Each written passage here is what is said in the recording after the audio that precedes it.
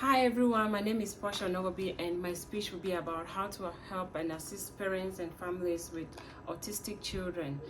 Autism is a neurodevelopmental disorder that is characterized by disability with communication, socialization, and repetitive behaviors. And the reason why this is important is because autism is on the rise. And one child out of every 66 child born in the United States is diagnosed with autism spectrum disorder. And there are more parents that need help than we think about. Also, this speech will explain 3 ways on how we can assist these families. The first way is through community resources. The second way is through teaching the parents to use structure and familiarity. And the third way is teaching the parents to be able to accommodate the child with the environment. When it comes to community resources, if you look at this picture, this is an autistic child displaying a tantrum. Most of the times when we see a child doing something like this in public, it's easy to judge the parent and make it feel like they are not capable, they do not discipline their child, and they do not train them well.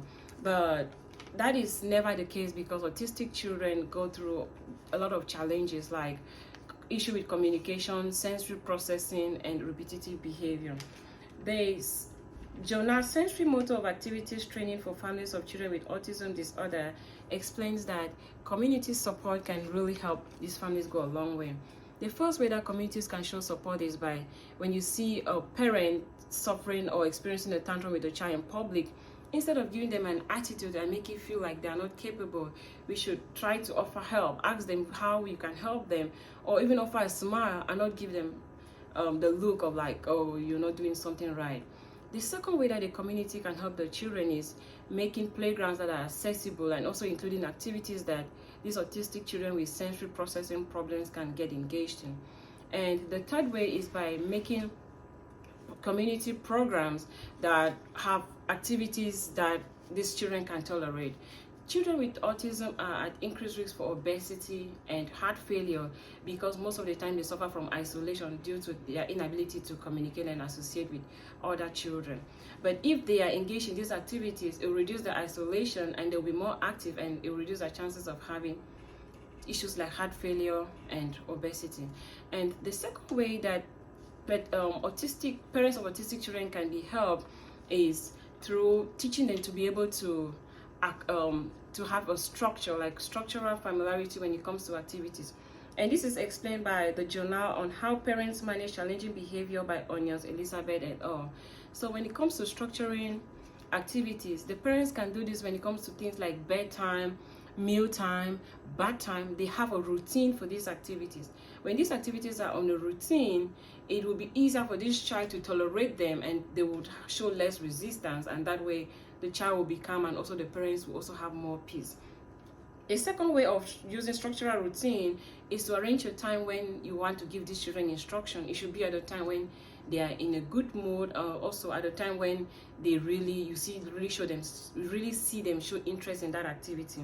And the third way of doing structural routine is making time for engagement in activities when you really see that they are like in the mood for it. Because like in my case, I engage my son in activities like talking when he makes a request for something, and when I do that, he says the word, and that gives him the satisfaction that he has achieved something by being able to talk. And the last way that we can help these parents is through teaching them to be able to accommodate the children in their environment.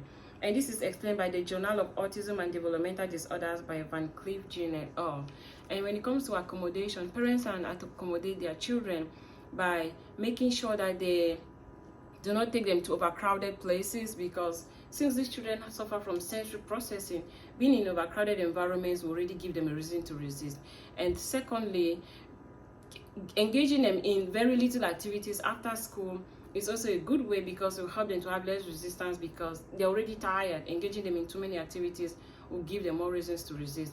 And lastly, also giving children with autism more time to engage in, to carry out activities, would help them to be able to achieve success, and they will not resist when you want them to engage in those activities.